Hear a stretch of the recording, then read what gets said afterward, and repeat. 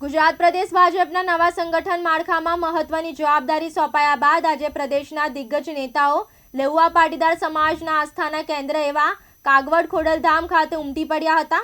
નવનિયુક્ત પ્રદેશ મહામંત્રી પ્રશાંત કોરાટની આગેવાનીમાં આજે હોદ્દેદારોએ માં ખોડલના ચરણોમાં શીશ ઝુકાવી આગામી લોકસેવાના કાર્ય માટે આશીર્વાદ મેળવ્યા હતા। ભાજપ દ્વારા સંગઠનમાં ધરખમ ફેરફારો કર્યા બાદ આજે પ્રથમ વખત પ્રદેશ મહામંત્રી પ્રશાંત કોરાટ, પ્રદેશ ઉપપ્રમુખ રમેશભાઈ ધડુક, મંત્રી નીરવભાઈ અમીન, કિસાન મોરચાના પ્રદેશ અધ્યક્ષ હિરેનભાઈ હિરપરા અને મહિલા મોરચાના પ્રદેશ અધ્યક્ષ અંજુબેન વેકરિયાએ એક સાથે ખોડલધામની મુલાકાત લીધી હતી।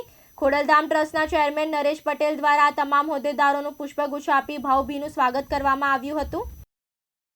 ગુજરાત પ્રદેશ ભારતીય જનતા પાર્ટીના અધ્યક્ષ આદરણીય શ્રી જગદીશભાઈ વિશ્વકર્મા સાહેબની ટીમમાં એમને મને મહામંત્રી પદની જવાબદારી સોંપી છે અને જ્યારે આજે ગુજરાત પ્રદેશ ભારતીય જનતા પાર્ટીના મહામંત્રી બન્યા બાદ પ્રથમ વખત ખોડલધામ કાગવડ ખોડિયાર માતાજીના આશીર્વાદ મેળવવા માટે આવ્યો છું। આજે ભારતીય જનતા પાર્ટીનું શીર્ષ નેતૃત્વ દેશના યશસ્વી પ્રધાનમંત્રી શ્રી નરેન્દ્રભાઈ મોદી સાહેબ, દેશના ગૃહમંત્રી આદરણીય શ્રી અમિતભાઈ શાહ સાહેબ, અમારા રાષ્ટ્રીય અધ્યક્ષ આદરણીય શ્રી જેપી નડ્ડાજી, કાર્યકારી અધ્યક્ષ આદરણીય શ્રી નીતિન નવીનજી, અમારા માનનીય મુખ્યમંત્રી શ્રી ભૂપેન્દ્રભાઈ પટેલ સાહેબ, નાયબ મુખ્યમંત્રી આદરણીય શ્રી હર્ષભાઈ, પ્રદેશ અધ્યક્ષ જગદીશભાઈ, સંગઠન મહામંત્રી રત્નાકરજી, આ બધાએ મારી ઉપર વિશ્વાસ મૂક્યો છે।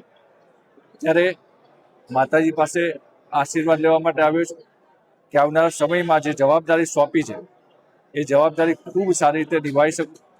ભારતીય જનતા પાર્ટી જે અત્યારે મજબૂત છે એનાથી વધારે મજબૂત બનાવી શકીએ, નવા લોકોને ભારતીય જનતા પાર્ટી સુધી પહોંચાડીએ, એના કાર્યકર બનાવીએ। ભારતીય જનતા પાર્ટીની સરકાર ગુજરાત અને કેન્દ્રની અંદર છે ત્યારે સરકારના કામ અને એની યોજના લોકો સુધી પહોંચાડીએ એ પ્રકારના અમારા પ્રયત્નો છે।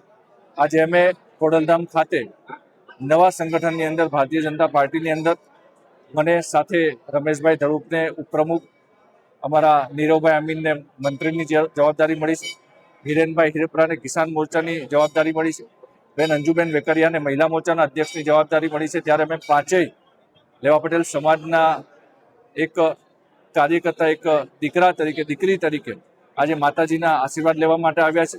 સાથે નરેશભાઈને પણ મળીને એમને પણ અમને શુભેચ્છા આપી છે।